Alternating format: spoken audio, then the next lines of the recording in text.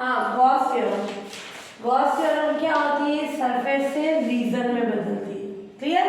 तो ये surface A dot N D S की वैल्यू क्या हो जाएगी? ये R divergence of A D. Clear? Surface से किस में बदली? रीजन में। और ये आर बार, ये भी आर बार रीजन ही है। आर के अंदर जो रीजन होगा वो आर बार है। डाइवर्जेंस का मतलब डेल डॉट ए डी। तो हमेशा गॉस थ्योरम सरफेस से किस पे चेंज हो जाएगी? वॉल्यूम में, है ना? अब अपन देखें in index notation, A dot N को क्या लिखेंगे? A I N I D S. और ये आर बार और डाइवर्जेंस ऑफ ए अपना क्या हो जाएगा? ए आई कॉमा आई की कंडीशन। यानी सरफेस से ये वॉल्यूम में चेंज होगी तो ये आ जाएगा where A y1 y2 y3 जो है वेक्टर फील्ड है, ये सिंगल वैल्यू भी है, कंटिन्यूअस भी है और कंटिन्यूअस डेरिवेटिव भी है ना। ये लिखना चाहे single value, continuous and continuous derivative. उनके डेरिवेटिव भी कैसे हैं? Continuous in region R. और एस क्या है? सरफेस है इन रीजन आर। और आर बार क्या है? रीजन है enclose by S in R. और एन बार क्या है? Unit outward vector on DS. DS पे बाहर की तरफ कौन है? एन। तो इसके लिए अपन ने क्या लिया? y1 y2 y3। इसमें अपन ने ले लिया ये सरफेस। क्लियर? इसका प्रोजेक्शन लिया किस पे? y1 y2 प्लेन पे। तो वहां ये इधर आ जाएगा। क्लियर? और इससे जाने वाली लाइंस ये है। तो जब इसका प्रोजेक्शन यहाँ आएगा तो जो भी पॉइंट होगा वहाँ y3 क्या होगा? 0। क्लियर? तो ये y1 y2 y3 और ये 0। और ये जो सरफेस है अपना S, ये इसको अपन ने दो सरफेस में बांट दिया, S1 और S2। S1 में क्या है? छोटा सा सरफेस ds ले लिया, इसमें बाहर की तरफ यूनिट वेक्टर n1 है और ये ds2, उस पे बाहर की तरफ कौन है? n2। और y1 की डायरेक्शन में यूनिट वेक्टर e1, y2 की डायरेक्शन में e2 और y3 की डायरेक्शन में क्या हो जाएगा? e3 का कॉन्सेप्ट। क्लियर? इसके यूज से प्रूफ करेंगे। हाँ, अब अपन ने क्या लिया? S क्या लिया? Close surface containing volume V। और let S be surface that any line parallel to coordinate axis। ये लाइन पैरेलल है किसके? Coordinate axis y3। तो ये क्या होगा? Cuts S in almost 2 points, 2 points पे कट करेगी। क्लियर? तो और अपन ने ले लिया let be projection of region on y1 y2 plane. ये इसका अपन ने प्रोजेक्शन ले लिया किस पे? y1 y2 प्लेन पे। क्लियर? प्लेन और every through a point y1 y2 0। ये जो पैरेलल लाइंस है कोऑर्डिनेट एक्सिस के, वो y1 y2 प्लेन में कहाँ मिलेगी? y1 y2 0 पे, क्योंकि इसका y3 कोऑर्डिनेट क्या होगा? 0। और इस S को ऑलमोस्ट कितने पॉइंट्स पे मिलेगी? 2 पॉइंट्स पे। क्लियर? और ये अपन ले रहे हैं of R3 meets boundary S 2 points. S पे 2 पॉइंट्स पे मिलेगी। अब वो दोनों पॉइंट्स क्या लेंगे? y3 coordinate of these point, क्योंकि ये y3 के पैरेलल है ये सारी लाइंस। तो y3 के लिए क्या होगा? y3 phi y1 y2। ध्यान से देखना, 2 पॉइंट्स है फाई और शाई के कारण बने। मैंने ये y3 लिया है, तुम इसको y1 भी ले सकते हो, तो y1 के पैरेलल हो जाएंगे। y2 लोगे तो y2 के पैरेलल। अपन एक का निकाल के बाकी दो का सिमिलरली लिखेंगे। क्लियर? तो ये y3 के पैरेलल लिए तो दो कोऑर्डिनेट्स कौन से होंगे? फाई y1 y2 की फॉर्म में होंगे और शाई y1 y2 किस पे? By S1 and S2 respectively. ये दो पॉइंट्स किस पे होंगे? एक होगा S1 सरफेस पे और एक S2। टोटल S था, उसको अपन ने डिवाइड कर लिया, नीचे वाला S1 ऊपर वाला S2। ये S1 इस पे शाई है, इस पे फाई है, तो बड़ा कौन सा होगा? किसकी हाइट ज्यादा है? फाई की। तो ये फाई ग्रेटर देन शाई से होगा। क्लियर? नीचे वाले में मैंने शाई ले लिया, ऊपर वाले में फाई ले लिया। और ये n1 n2 क्या है? आउटवर्ड नॉर्मल से किस पे ऑन S1 और S2 रेस्पेक्टिव। ये S1 इस पे नीचे की ओर, वैसे तो यही हुआ है। क्लियर? बट वो सरफेस है तो अपन बता सकते हैं सरफेस को नॉर्मल किसी फॉर्म में जैसे ही हो। तो ये इसके बाहर की ओर यूनिट नॉर्मल वेक्टर है, और ये ऊपर की ओर डायरेक्शन इसमें नीचे की ओर होगी, इसमें ऊपर की ओर होगी। और ये फाई वाला क्या होगा, शाई से बड़ा होगा। क्यों? क्योंकि इधर होगा शाई, इधर हो जाएगा फाई की कंडीशन। फिर हम अपन लिखे हैं now integration of volume v del a3 upon del y3 dy1 dy2 dy3। क्या आ जाएगी कंडीशन? इस v का मतलब होगा 3 बार इंटीग्रेशन। अंडरस्टूड है? वो एक बार लिखो, v लिखा है मैंने, यहाँ 3 बार लिखो। क्लियर? अब इसमें 2 इंटीग्रेशन को तो मैंने चेंज करा दिया रीजन R3 में। क्लियर? तीसरे की लिमिट आ जाएगी नीचे शाई, शाई से फाई की फॉर्म। क्लियर? v यानी 3 बार इंटीग्रेशन, 2 के लिए रीजन, और ये शाई से फाई की कंडीशन, और ये del a3 upon del y3 dy3 ले लिया, और dy1 dy2 की कंडीशन आ गई। ये अब अपन इसको सॉल्व करें। ये क्यों निकाल रहे हैं? अपने गॉस डाइवर्जेंस थ्योरम में था a डॉट i की कंडीशन। ये इसका मतलब क्या है? del a1 upon del y1 del a2 upon del y2, और उनसे सबसे क्या मल्टीप्लाई हो रहा है? dy1 dy2 dy3। तो एक की वैल्यू निकाल के बाकी 2 की निकाल लेंगे। क्लियर? ये आ जाएगी कंडीशन। अब इसका इंटीग्रेशन करें तो क्या आ जाएगा? ये डबल r3, ये कैंसिल हो जाएगा, पार्शियल इससे चेन रूल हो गया, dA3 हो जाएगा। dA3 का क्या हो जाएगा? A3। A3 पे किस पे लिमिट लगेगी? किसकी लिमिट है? y3 की। तो A3 किस पे डिपेंड करेगा? y1 y2 y3 पे। तो इसकी 3 वाली लिमिट लग जाएगी। पहले upper limit A3 y1 y2 5, A3 y1 y2। Clear? तो ये ट्रिपल इंटीग्रेशन था, 3 बार लिखो या एक बार लिखा भी वो अंडरस्टूड है। del a3 upon del y3 dy, अपन ने पूरा a3 के लिए ले रहे हैं कॉन्सेप्ट। अगर तुमने यहाँ y1 लिया है तो del a1 upon del y1 का कॉन्सेप्ट लेंगे ना, एक का निकाल के बाकी का 2 का सिमिलरली कर लेंगे। तो del a3 upon del y3 dy3, और शाई से फाई की कंडीशन। ये आ गया। चेन रूल से ये कंप्लीट हो जाएगा अपना dA3। ये dA3 हो जाएगा। पार्शियल और कंप्लीट का चेन रूल होता है ये, क्योंकि बाद वाला कंप्लीट है तो कंप्लीट। dA3 का integration A3 y1 y2 y3 का फंक्शन है। तो y3 की अपर लिमिट 5, लोअर लिमिट शाई, और ये dy1 dy। अब इनको अलग अलग कर लें अपन।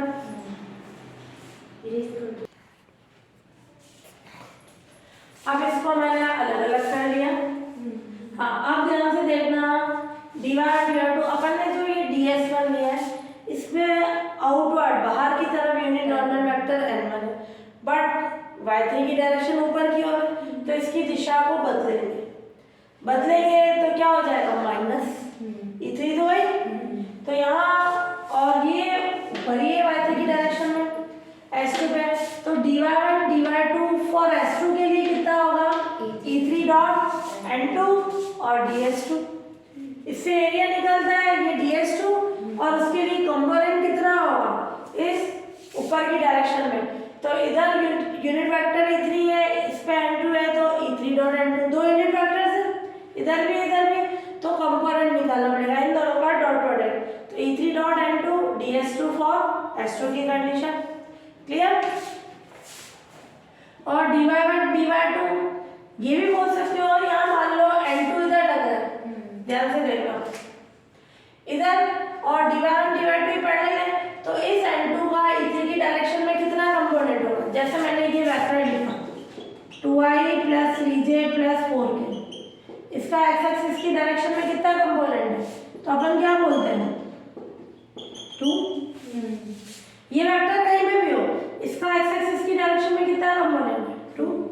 ये n2 कहीं पे भी हो, जरूरी नहीं है इधर है, इसका y3 डायरेक्शन में कितना कंपोनेंट है? यानी n2 को e3 से डॉट प्रोडक्ट करा दो। क्लियर? ये तो y3 की डायरेक्शन में, ये कहीं पे भी हो सकता है, ऊपर है पर कहीं पे भी हो सकता है। तो इसका इस डायरेक्शन में कितना कंपोनेंट होगा? ये, और ds dy1 dy2 s1 के लिए ये भी जरूरी नहीं है सीधे हो, कहीं पे भी ऊपर नीचे, तो इसका ऊपर की डायरेक्शन में, तो ये होगा अपना क्या, ये e3 है, नीचे माइनस e3 हो जाएगा, कैसे भी कॉन्सेप्ट ले लो, minus e3 n1 ds1 for s1 है ना, माइनस क्यों ले सकते हो, इसकी डायरेक्शन को बदलना पड़ेगा, तो इसका नीचे कितना कंपोनेंट होगा वो आ जाएगी। इसको अपन यूज में ले रहे हैं इक्वेशन फर्स्ट में, पुटिंग दीज वैल्यूज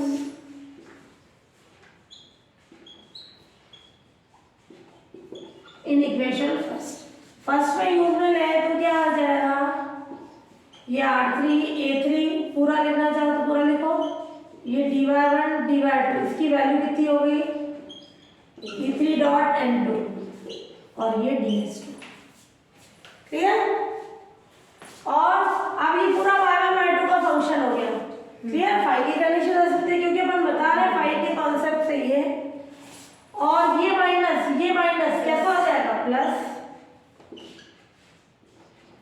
ये r3 a3 ये शाई का कॉन्सेप्ट, अब a3 y1 y2 का फंक्शन है, शाई के इससे ये आ गया, तो e3 डॉट n1 और ds1, क्लियर। ये कंडीशन है। अब इन दोनों की कंबाइंड फॉर्म बना सकते हैं एस, ये जैसे अपन बता रहे हैं, ये e3 का n2 के साथ, e3 का n1 के साथ, तो e3 का n के साथ ds2 ds1 कितना हो जाएगा ds, और ds इक्वल आ गया, ध्यान से देखो, a3 दोनों में सेम है, e3 दोनों में सेम है, डॉट n2 डॉट n1, तो क्या हो जाएगा डॉट n की कंडीशन, क्लियर। और ds2 ds1 से क्या आ गया ds, तो ये e3 सेम था, n1 n2 से अपना क्या आ गया n की कंडीशन, और ds1 ds2 से क्या आ गया ds, जैसे ds आ गया r3 80 सिंपल क्या आ जाएगा s की फॉर्म हो जाएगी, clear. Similarly projecting s on other coordinate planes direct निकाल लें तो उससे कंडीशन आ जाएगी, ये किसकी वैल्यू है del a3 upon del y3 dy1 dy2,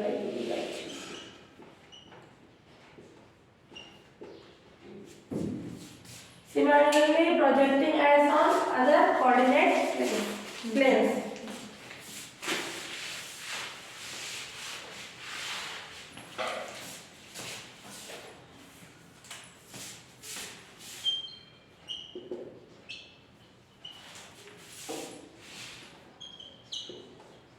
projecting s on other coordinate planes,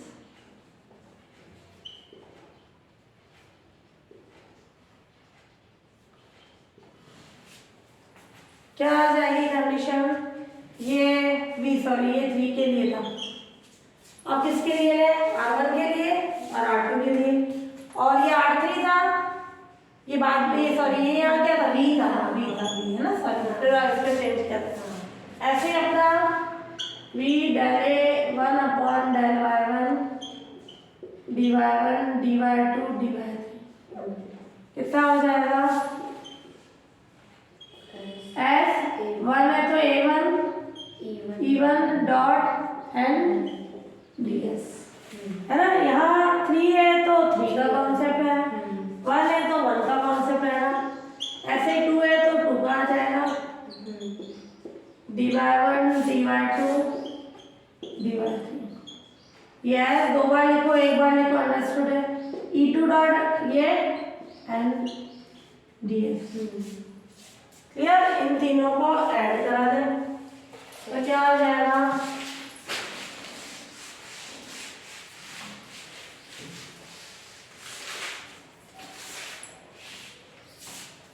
ये second third fourth, adding equation second plus third plus fourth, we get क्या आ जाएगी condition, v del a1 upon del y1 del a2 upon del y2 del a3 upon del y3 dy1 dy2 dy3, clear. और ये क्या हो जाएगा एक बार लिखो अंडरस्टूड है या दो बार लिखो सरफेस एरिया दो बार, और A1 A2 A3 इस पे क्या आ जाएगी कंडीशन, A1 E1 कंपोनेंट है स्केलर है, किसी के साथ नहीं ले रहे, A1 E1 इधर मैंने लिखा A2 E2 plus A3 E3 dot N ds, सबका डॉट एन बाहर निकाल दिया है ना, और ये स्केलर है किसी के साथ भी ले सकते हैं, मैंने इसके साथ ले लिया। ये किसका फॉर्मूला हो गया, वेक्टर है डॉट एन ds, और ये किसका हो गया अपना divergence of A dv। Clear, ये वैल्यू आ गई अपने पास, प्रूफ हो गया है ना, ये अपना प्रूफ हो गया।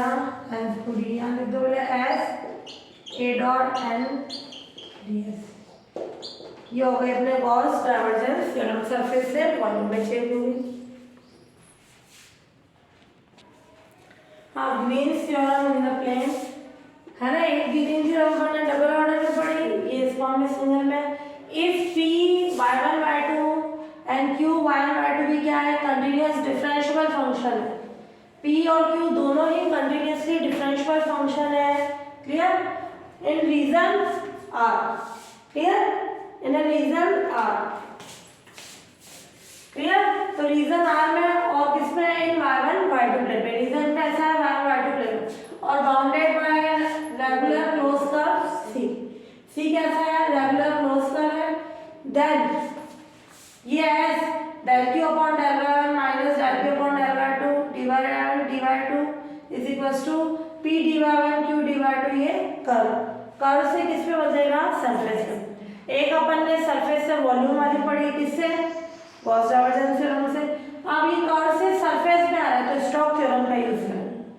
स्टोक्स थ्योरम क्या होती है, एस एप्सिलॉन आई जे की F K comma J N I D S, और ये F I D Y A की फॉर्म। अब इसके अकॉर्डिंग अपन ने एफ ले लिया P E1 Q E2, clear. D Y का मतलब क्या होगा, D Y1 E1 D Y2 E2। इसके अकॉर्डिंग अब देखो एफ और इनका डॉट प्रोडक्ट कर रहा है, ये आ जाएगा, और इसका अपन ये भी लिखते हैं ना, इसको वेक्टर फॉर्म में लिखोगे तो ये क्या आता है, N dot curl of F D S equals to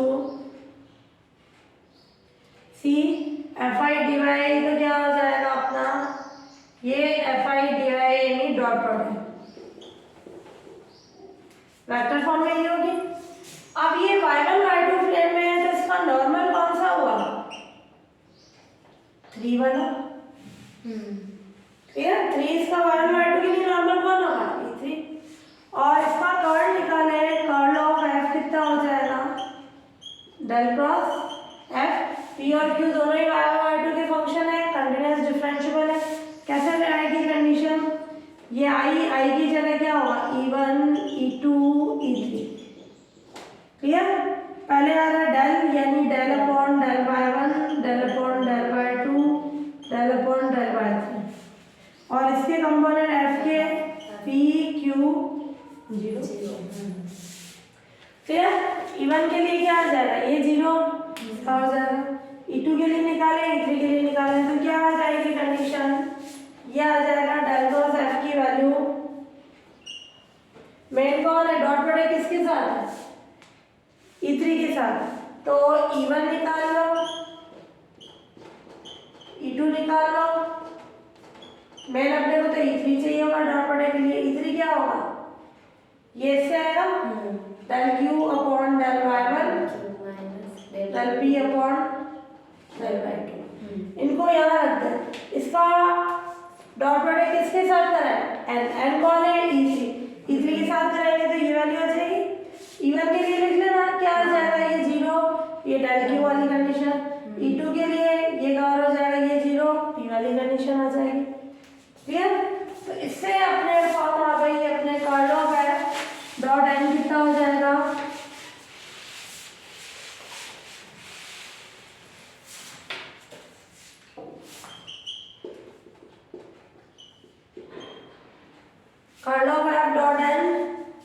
यानी एन कौन है E3 डॉट प्रोडक्ट करेंगे del Q upon del Y1 minus del P upon del Y। इनको फर्स्ट में पुट कर दो, putting these values in equation first, है ना, फर्स्ट में रखें। तो ये एस यानी इसकी वैल्यू क्या है, इसको अपन मेन अपना ये था क्या है condition, del Q upon del Y1 minus del P upon del Y2 ds यानी dy1 dy2। और ये कर्व के लिए क्या है कंडीशन, fi dy, अपन ने निकाला तो क्या होगा, इन दोनों का p dy1 q dy2। Clear. तो कर्व से सरफेस पे ये वाली हो गई, ये प्रूव करना था, हेल्स प्रूव। कर्व कैसा अपना क्लोज का, ये हेल्स प्रूव की फॉर्म। क्लियर। यहाँ पे ये है स्टॉक में। अब अपन क्या ले रहे हैं, क्लोज कर ले रहे हैं, तो इसकी मैंने यहाँ क्लोज लिखा है, यहाँ कैसा भी हो सकता है ना, ये कंडीशन हो गई।